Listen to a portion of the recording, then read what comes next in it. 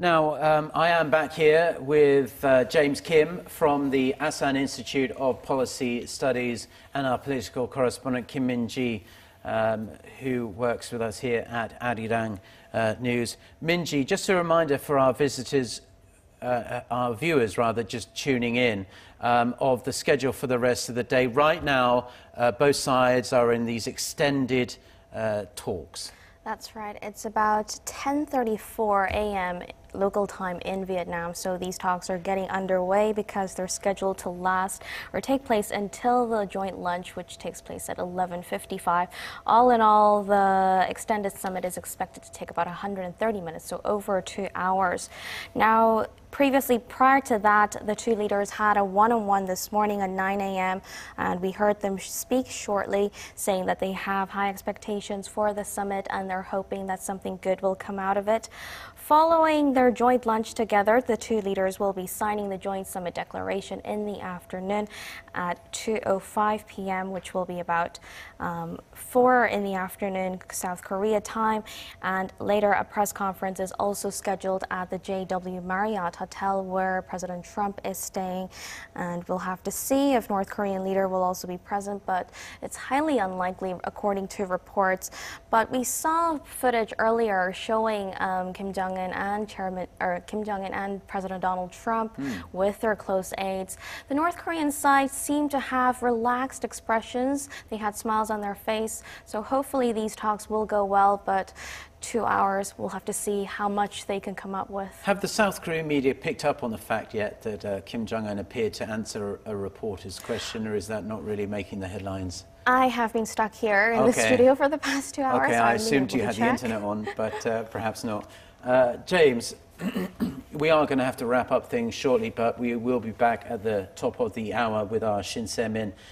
Just one thing, two more things I wanted to ask you. One question and then one quickie before we leave for now.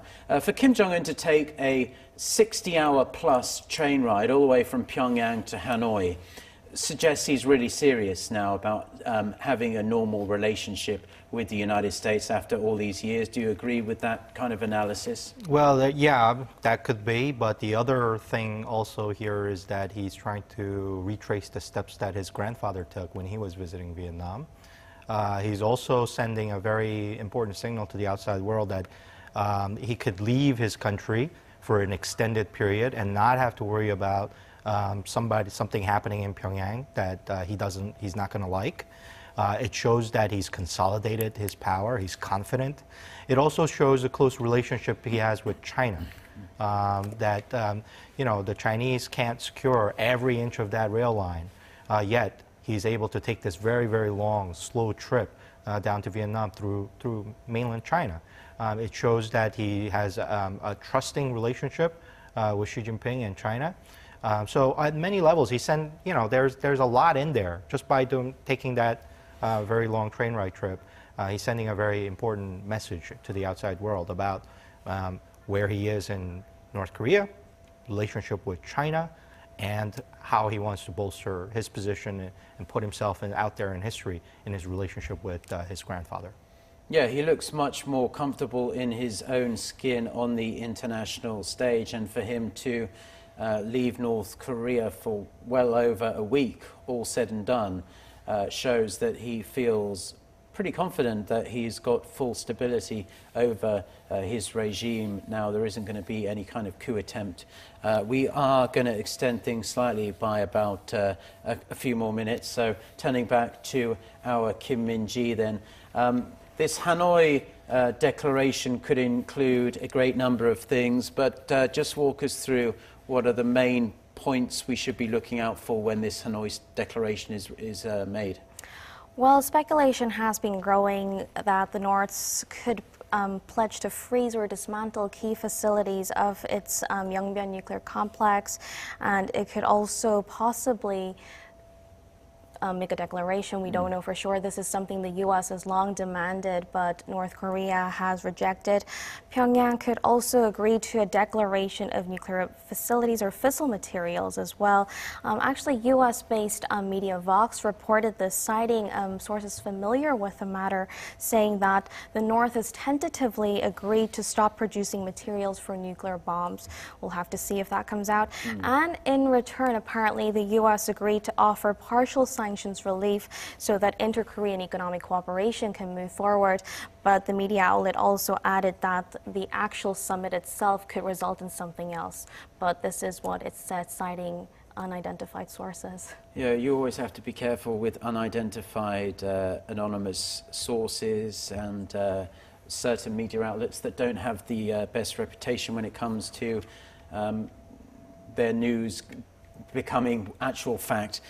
Just a quickie before we go then, because I was interested to hear both of your opinions.